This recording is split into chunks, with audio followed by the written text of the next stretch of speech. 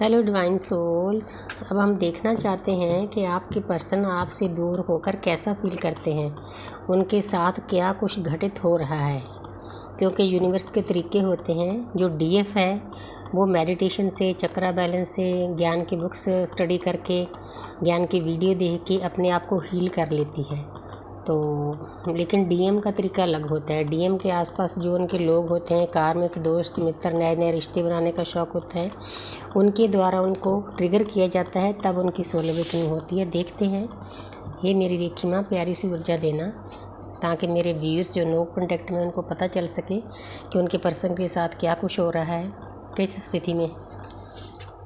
तो जहाँ पर है 10 ऑफ वॉन्ड्स, तो जहाँ पर आपके पर्सन बहुत ज़्यादा बर्डन फील कर रहे हैं। आपके दूर जाने के बाद उनको बहुत सारे दर्द मिले हैं, बहुत सारे दुख मिले हैं, क्योंकि उनको ना तो शांति मिलती है किसी से बात करके, ना उनको हीलिंग मिलती है।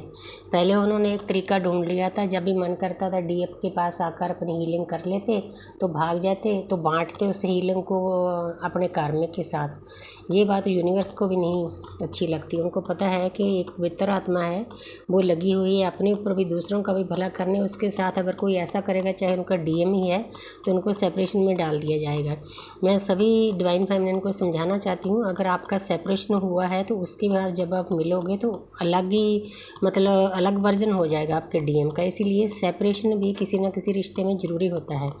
तो आपने ज़्यादा घबराना नहीं, बस अपने ऊपर ध्यान देना है, सेल्फ लव करना है, प्रकृति को प्यार करना है। तो उसके बाद ऑटोमेटिकली यूनिवर्स जब डिवाइन टाइम आएगा तो आपके पर्सन को आपके पास भेज देंगे।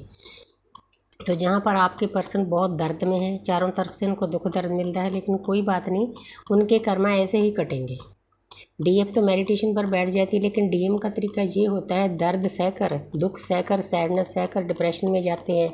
उसके बाद 10 ऑफ वॉन्ड्स, मतलब ये 10 नंबर कंप्लीशन का होता है। उसके बाद उनको यूनिवर्स कंप्लीशन देती है। लेकिन इस वक्त पहले भी कार्ड में बहुत हैवी एनर्जी आई थी, कन्फ्लिक्ट, लोगों के लड़ाई झगड़े, जो उनके आसपास के लोग हैं।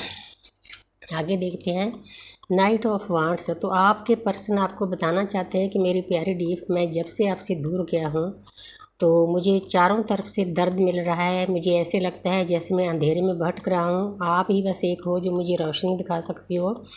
तो इसीलिए वो ऐसा, मतलब उनके मन में ऐसा आता है कि मैं अपने डीएफ के पास भाग कर चला जाऊँ।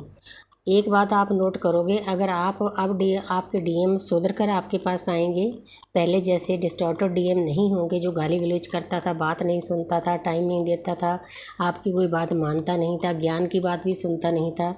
मतलब डीएफ बहुत कोशिश करती है, हद से ज़्यादा, फिर तब कर वो यूनिवर्स को सरेंडर कर दिए। ठीक है यूनिवर्स, आपका पर्सन है, आप ही संभालो, मुझे तो अवेकन डीएम चाहिए, मुझे ऐसा पर्सन नहीं चाहिए। इसके कहने के बाद यूनिवर्स की जिम्मेवारी हो जाती है। तो यूनिवर्स उस इंसान को भर भर कर दर्द देते हैं ऐसे, क्योंकि यूनिवर्स के अपने तरीके होते हैं। यूनिवर्स को पता होता है कि डीएफ इतनी नर्चिंग है, केयर है, प्यार करती है, लेकिन वो सामने वाला इंसान, उसकी भी बस की बात नहीं होती, उसकी आत्मा सोई होती है। क्योंकि ये चीज़ें इंसान तब समझता है जब आत्मा की जागृति हो जाती है, लेकिन उस इंसान की आत्मा अभी सोई होती है, उसको थोड़ा लेट जागरण होता है उसकी आत्मा का।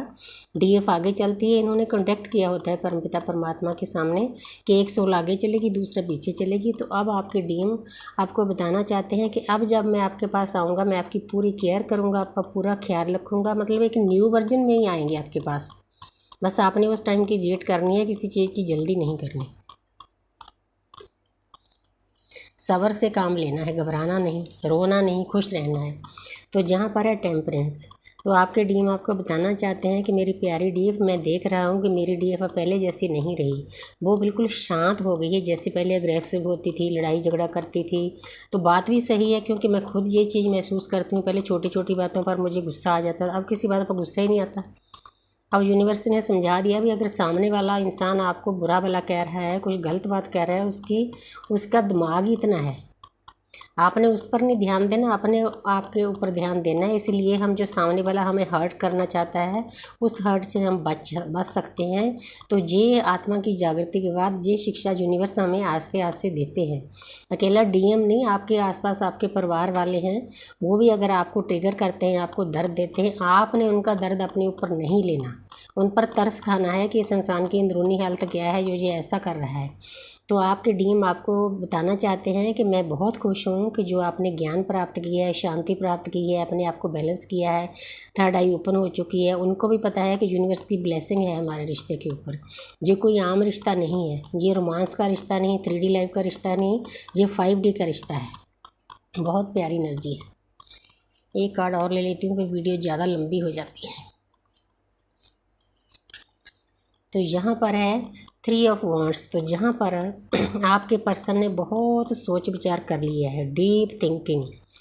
जहाँ भी जला हाथ आता है वहाँ मैं थिंकिंग को लेती हूँ, पीस को लेती हूँ, शांति को लेती हूँ। एक इंसान है बंदरगाह के किनारे पर खड़ा है, तो उसने डीप थिंकिंग कर ली है, सोच विचार कर ली है अच्छे से कि मैंने तीनों रास्तों पर कैसे चलना है। 3 रास्ते कौन से हैं?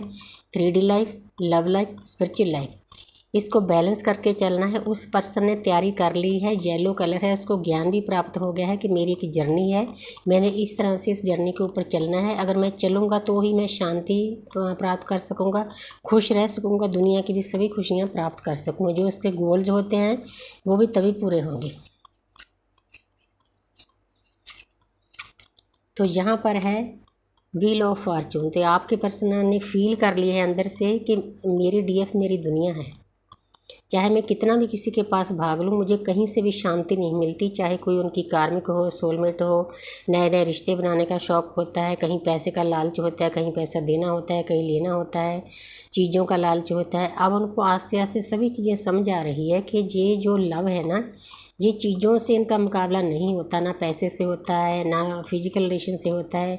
जो डिवाइन लव होता है ना, ये जितना मेरी डीएफ मुझे अनकंडीशनल लव करती है, अगर मैं उतना करूँगा तभी मेरी किस्मत चमकेगी।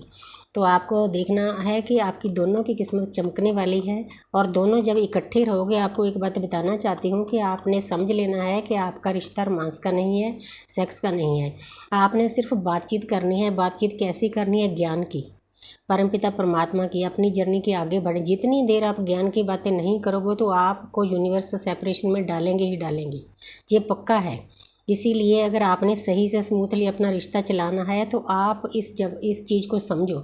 ज़्यादा इमोशनल नहीं होना, डीएम के पीछे नहीं भागना, ज़्यादा कोई ऐसी वैसी बातें नहीं करनी। दुनिया भरी पड़ी है ऐसी बातों करने के लिए। आपने सिर्फ अपने ज्ञान की बातें करनी है, स्पिरिचुअल लव की बातें करनी है, परमपिता परमात्मा से मिलने की, जो आपका सोल पर्पज है, जिसलिए आपने बार बार जन्म लेते हो, उसके ऊपर बातें करनी है।